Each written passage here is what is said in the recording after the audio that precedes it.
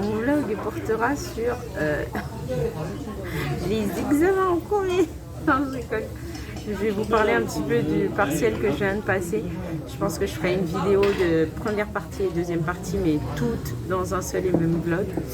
Donc elle sortira à la fin du niveau passé. Et je vais vous raconter déjà la première partie. Je pense que vous allez rigoler. Moi j'ai ri, mais j'ai ri jaune, comme qui dirait.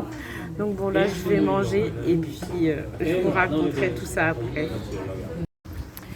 Bon, du coup, que je vous explique un petit peu comment ça va se passer là. Enfin, comment ça se passe les cours de coréen cette fois-ci. Donc, à savoir que je suis arrivée en Corée le 3 février. J'ai dû faire une semaine de quarantaine, ce qui me faisait en fait louper 4 cours. Bon, c'est déjà énorme pour moi, mais c'est gérable. Le vocabulaire,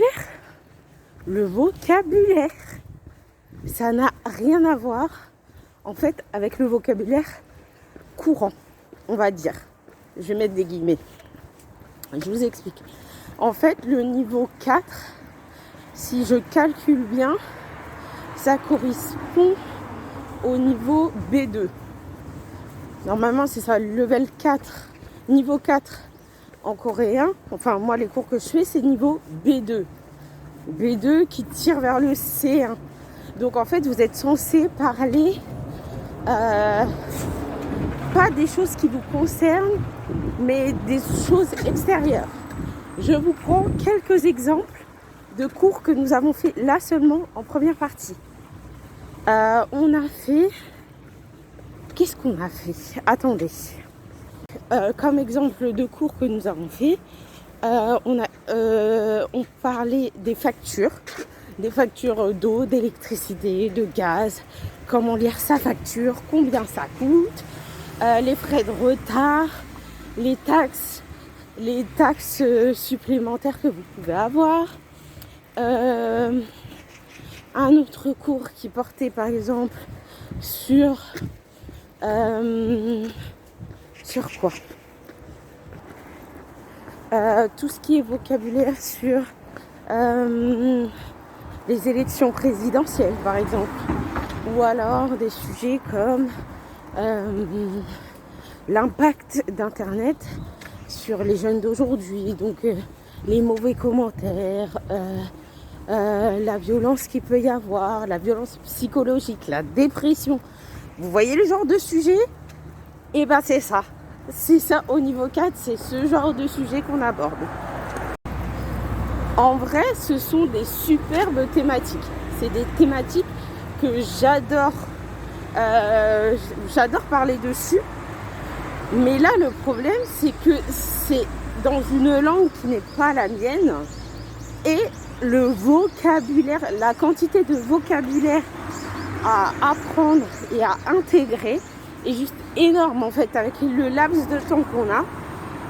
Pour moi personnellement, j'ai pas une mémoire.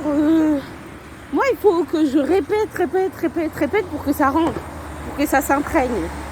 Mais là, j'ai pas le temps. J'ai pas le temps d'intégrer tout le vocabulaire.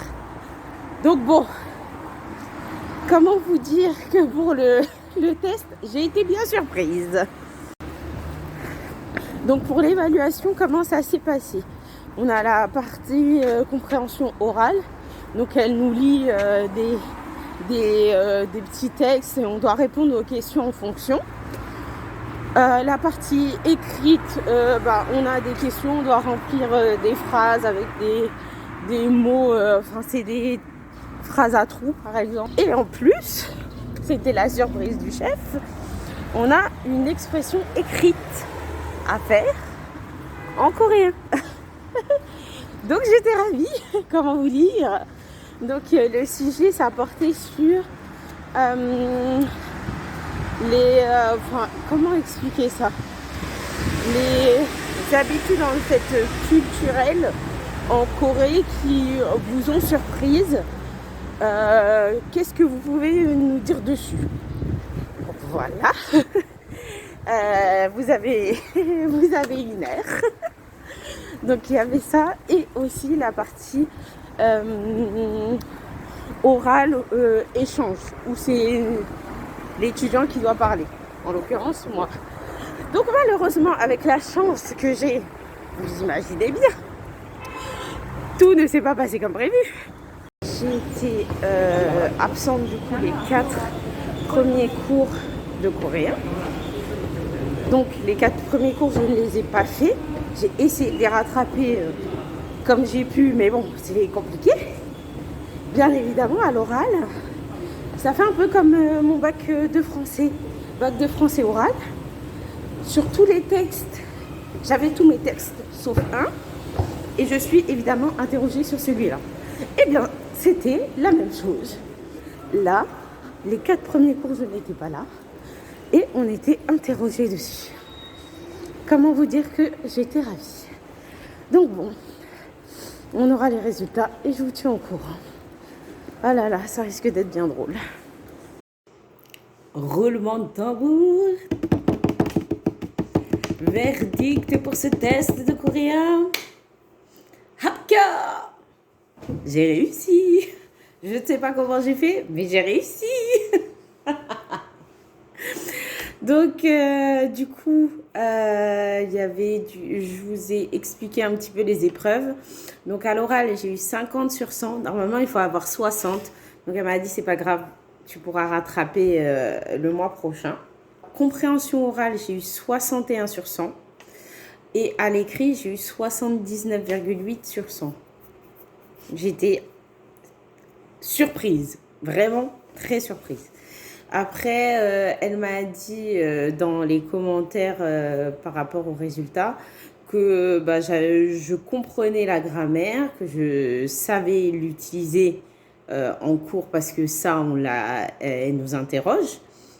Mais en fait, je suis bloquée sur les expressions grammaticales des niveaux d'avant, donc niveau 2 et 3. Du coup, elle dit qu'il faut que je m'habitue à utiliser les nouvelles formes grammaticales du niveau 4. Donc, je suis assez fière de moi.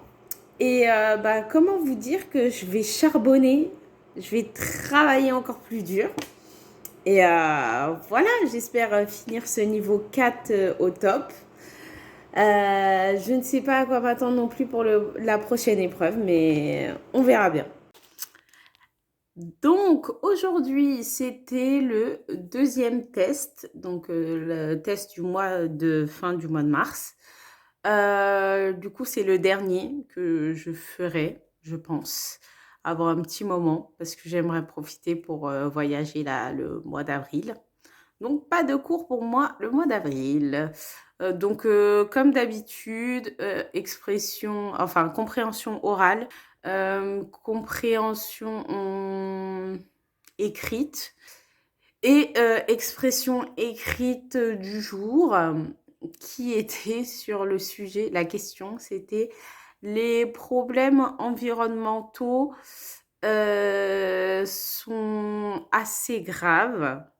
Selon vous, comment peut-on remédier à cela?